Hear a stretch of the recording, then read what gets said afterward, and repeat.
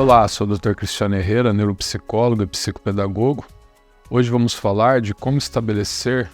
uma parceria na criação dos nossos filhos. Esse assunto veio à tona por conta do trabalho do neuropsicólogo clínico, que é entrevista com famílias, avaliação de crianças, testagem, e hoje você percebe a multiplicidade da formação das famílias e as dificuldades que as famílias encontram nas suas diferentes formações no comportamento e desenvolvimento das crianças. Depois temos falado a respeito de como se estabelecer um relacionamento, e a premissa disso é o diálogo e o abrir mão de se relacionar com outras pessoas, e da evolução disso para uma promessa do sacrifício de um casamento e de você se tornar responsável pelas pessoas da sua família e abrir mão de si próprio para constituir isso. Vem o benefício, vem a recompensa, que são os nossos filhos e o desenvolvimento dessa nossa família. Como psicólogo clínico, diariamente eu faço avaliação de crianças de diferentes idades e percebo que a conformação familiar ao longo dos tempos foi mudando muito, e hoje existem vários tipos de forma e de formação familiar. É comum pai e mães terem uma criança que passa a maior parte do tempo sendo cuidado por um dos avós. É comum ter crianças que têm pais separados e um dos pais tem um outro relacionamento e ela convive com os irmãos de outro relacionamento. É comum os pais que ainda vivem com os próprios pais e criam seus filhos nos ambientes junto com a participação dos avós. Existem várias formações de família, mas o que não muda muito é a consequência do ambiente em relação à formação psicológica e cognitiva da criança. É muito importante, a partir do momento que você tem uma família, um filho e que várias pessoas fazem parte da criação desse indivíduo, o diálogo e o estabelecimento de algumas regras e limites sempre focados em pró do desenvolvimento saudável e natural da criança. Muitos pais me procuram preocupados sobre o que fazer com a criança, porque por muito tempo ao longo do dia e ao longo até do desenvolvimento dessa criança,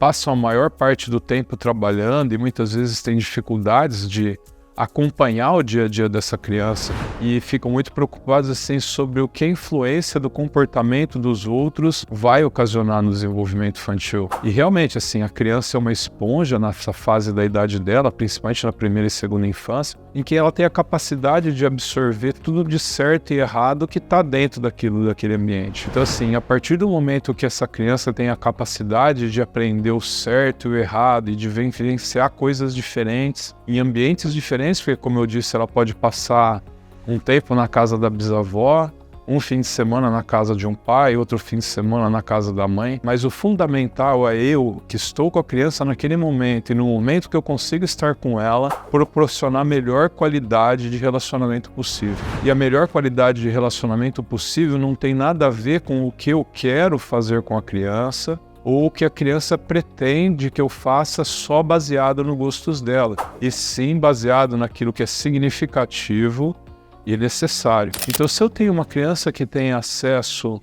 a uma pessoa extremamente permissiva, é comum alguns pais me procurarem falando que em casa até tentam impor algumas regras, mas que quando a criança fica na casa de um dos avós ou dos avós, é um ambiente totalmente diferente, é permitido ela fazer tudo, que não tem consequência de nada que ela faz, e que quando ela chega desse ambiente é muito difícil de controlar, e eu tento demonstrar que essa situação se aplica a qualquer ser vivo. Se você é exposto a um lugar onde tem regras, você acaba se adequando àquela posição. E se você está num lugar em que as regras são diferentes, você acaba se adaptando àquilo. Mas com o passar do tempo e do desenvolvimento, regras, disciplina, fazer o que é certo, seguir a lei, vai sempre se mostrar muito mais efetivo do que fazer tudo aquilo que eu quero, porque a vida real não funciona assim, e pelo que eu entendo, todo pai quer que seu filho um dia se torne adulto, e a vida de adulto não é fazer o que quer, não é comer o que quer, não é ir trabalhar quando tem vontade, não é arrumar a mesa só quando eu acho que é necessário, é sim fazer as atividades que são minha responsabilidade e fazer isso de uma forma estoica, sem ficar reclamando, sem ficar dando desculpinha,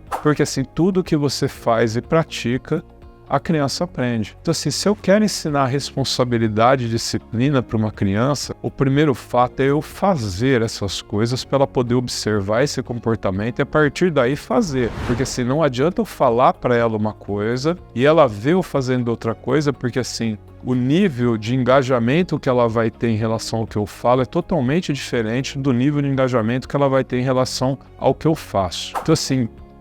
entrar em contato, estabelecer um diálogo e conseguir fazer concessões com as pessoas que diretamente impactam no desenvolvimento e na criação do seu filho é muito importante. E aí, assim, não adianta dizer que eu não gosto da minha sogra e por isso eu não vou falar com ela, porque aí, de novo, eu tô pensando no meu eu hedônico e fazer o que eu quero. E não necessariamente fazer aquilo que eu preciso, que é o melhor para a criança, que deveria ser o foco de todo pai a partir do momento que tem um filho e forma uma família. A partir do momento que você cria essa responsabilidade na sua vida, você já não tem mais o direito de fazer aquilo que é fácil,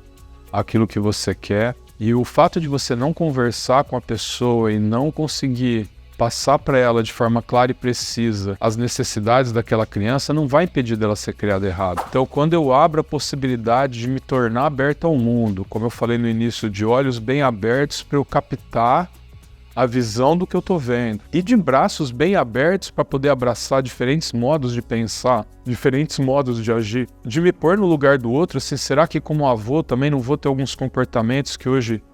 eu não acho muito adequados? E quando eu consigo me pôr no lugar do outro, eu consigo entender um pouco o pensamento do outro e me forma mais fácil comunicar com ele. Então assim, mesmo que eu tenha uma ex-esposa, minha relação com ela obrigatoriamente tem que ser a melhor possível pelo bem dos meus filhos. E isso depende muito mais de mim do que de qualquer outra pessoa, inclusive dela. Se eu fizer minha parte, me comportar de maneira adequada e mostrar para eles quando eu estou presente, como eu realmente sou, nada vai impedir de eu ter uma relação melhor com eles. Se eu conseguir me comunicar com meu pai, se eu conseguir me comunicar com a minha mãe sobre a necessidade de regra, disciplina, organização, só vai ajudar eles a entender a importância disso no desenvolvimento de uma criança. Então assim, estabelecer essas relações de auxílio na criação da criança é fundamental para ela ter um direcionamento do que é certo e errado, ter um direcionamento sobre o que é o ético e o que não é ético, o que é o moral e o que é o imoral. E quando você consegue, através da comunicação, estabelecer esse vínculo com as pessoas que fazem parte desse processo do desenvolvimento dessa criança, você consegue tanto adquirir um pouco do ponto de vista deles, quanto colocar um pouco do seu ponto de vista,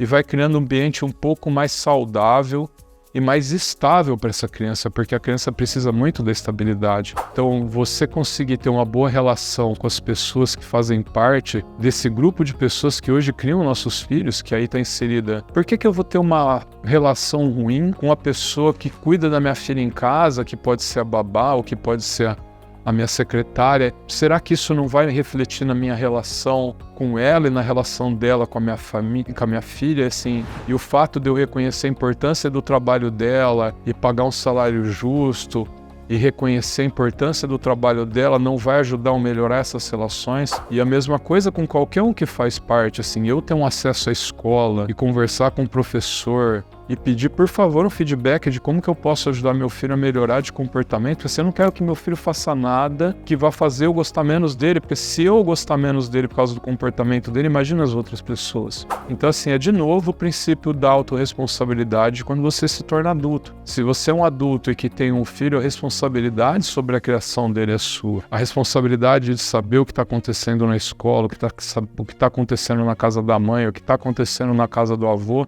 é sua, que colocou a criança no mundo e assumiu essa responsabilidade. E quanto mais você pega isso nas suas mãos e aceita essa responsabilidade que a vida te proporcionou, porque não é todo mundo que tem essa possibilidade, não é todo mundo que tem essa oportunidade de ser pai e de ter uma família, de ter responsabilidade na criação, você vai se capacitando. As experiências que você vai tendo vai te capacitando. E tudo que você passou como criança, como adolescente, construiu positivamente, você aproveita, e aquilo que você não quer replicar, que você apresentou anteriormente, e a realidade que foi te apresentada, você muda. Então, partindo do princípio de tomar as rédeas do próprio destino e direcionar essa criança a se tornar um adulto saudável, requer o sacrifício de você ter que interagir com as pessoas que fazem parte da criação dela e de estabelecer uma linha de comunicação em prol de desenvolver essa criança de forma saudável. Se você gostou desse conteúdo, deixe um like pra gente e também pode deixar nos comentários algumas dicas sobre temas ou perguntas relacionadas ao mesmo. Se inscreva nos nossos canais de Instagram e do Facebook.